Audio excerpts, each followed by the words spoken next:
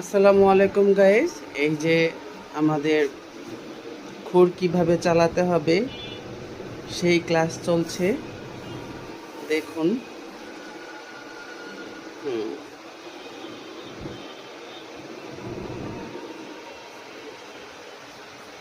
আপনারাও যারা সেলুন বা পার্লারে কাজ শিখতে চান, চলে আসুন আমাদের কাছে। আমরা খুব ভালোভাবে ক্লাসটি করাবো। যতদিনের মধ্যে আপনি দক্ষ না হবেন ততদিন পর্যন্ত ক্লাস চলবে। ভাই, আপনার ক্লাস করতে কেমন লাগছে? আলহামদুলিল্লাহ ভাই, খুব ভালো লাগছে। সাবধানে ধরতে হবে। এই তো, খুবই হালকা করে। হ্যাঁ,